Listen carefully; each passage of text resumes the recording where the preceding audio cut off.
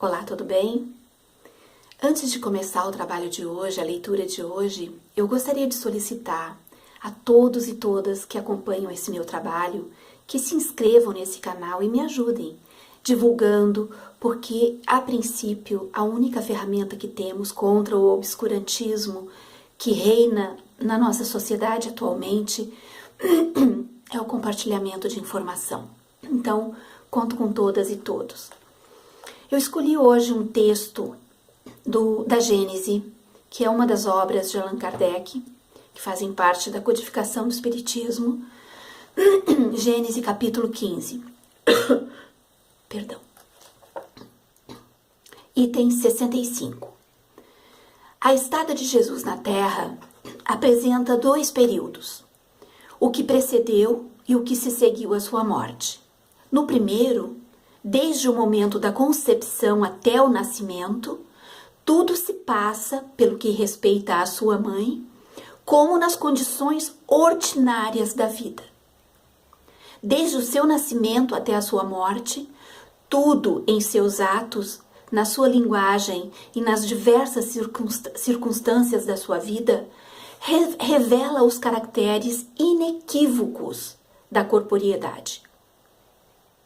Esse é o início do parágrafo, depois ele continua descrevendo essas características inequívocas da corporeidade. Eu escolhi este trechinho para ler hoje em virtude de que Kardec, na Gênese, neste capítulo, ele combate de uma forma discreta, de uma forma sutil, mas completamente veemente, a teoria de Rustem, que é a teoria do corpo fluídico de Jesus.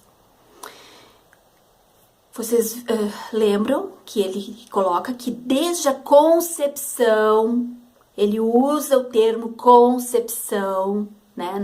Jesus não foi vindo da Virgem Maria por Espírito Santo, nenhum tipo de mística, né, aconteceu. Foi uma concepção humana. Então, Jesus nasceu de uma forma humana, através de uma concepção, uma gestação, aí um parto, aí ele veio criança, aí ele cresceu, e ele se tornou adulto, e aí, num determinado ponto da vida de Jesus, ele então demonstra toda a sua espiritualização e toda a sua saga espiritual. Mas a teoria de Rustem é que Jesus não encarnou como um ser humano, né, através da concepção, do parto, nascimento e tudo mais. Não.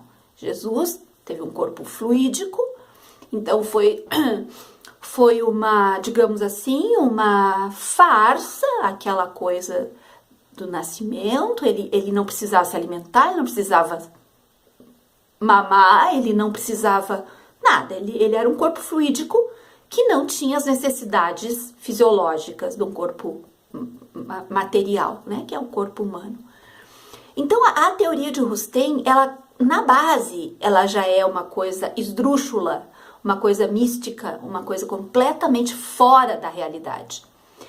E eu trago isso porque, no início, no finalzinho do século XIX, início do século XX, as teorias de Rustem se enraizaram no espiritismo brasileiro e criaram morada e disputaram espaço de poder na FEB, que é a Federação Espírita Brasileira, e venceram, né? As obras de Rustem faziam parte, por isso eu estou conversando sobre isso, faziam parte obrigatória, constavam no Estatuto da FEB como obras obrigatórias de estudo, e as obras de Kardec não. O Espiritismo Brasileiro colocou no Estatuto a FEB, né, que seria o bastião do espiritismo brasileiro, do movimento espírita brasileiro, colocou no seu estatuto que as obras de Rustem, as obras pernósticas, místicas, completamente sem pé nem cabeça e fora da realidade de Rustem, seriam então de estudo obrigatório, né, constava no estatuto. Eu digo isso porque agora, dia 10 de agosto, nós tivemos uma pequena vitória. Nós, espíritas progressistas, que lutamos por um pouco de racionalidade, um pouco de bom senso no movimento espírita, tivemos uma pequena vitória. A FEB retirou do estatuto, do seu estatuto, essa obrigatoriedade do estudo das obras de Rustem. Eu confesso a vocês que não vai adiantar muito, mas é simbólica essa vitória. Não vai adiantar porque o parque gráfico da FEB, ele praticamente, de 10 obras que ele publica, 9 obras são rustanistas, né? São tipo aquele lá, o Brasil, Coração do Mundo, Pátria do Evangelho, que é o o hino gráfico do rustanismo no Brasil, aquele livro. Então, isso já está muito enraizado no movimento espírita, né? Eu conheci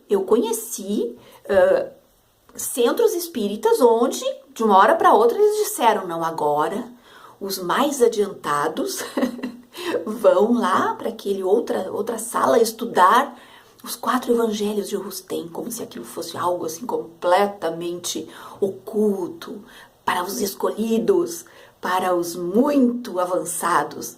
Então, isso é que gerou essa carga de desconhecimento, de reacionarismo, né? De misticismo, de salada de fruta, salada mística no movimento espírita, onde aquelas mensagens horripilantes começam a circular hoje, né? Com a história da internet, nós vemos, primeiro foi a mensagem do cavalo branco que ia nos salvar, e depois, agora vem uma mensagem assinada lá pelo grupo Ramatiz.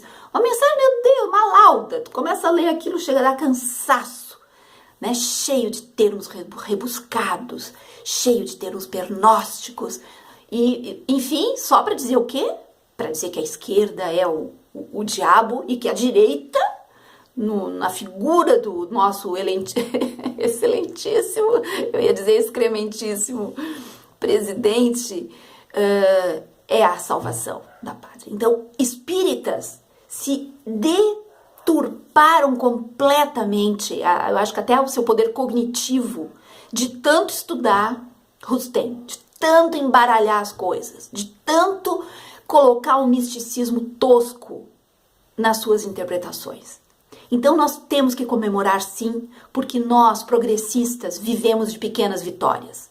Todas as pequenas vitórias que conseguimos resultaram em passos enormes de progresso, né? Então, nós vamos nos alimentando de pequenas vitórias, e essa vitória a respeito da retirada desse item do estudo obrigatório das obras de Rustem do Estatuto da FEB precisa ser comemorada, precisa ser divulgada, e eu acho que é um tributo à memória de Kardec, que dedicou anos, décadas da sua vida nesse estudo sistemático, racional, embasado, sem nenhum tipo de delírio, né?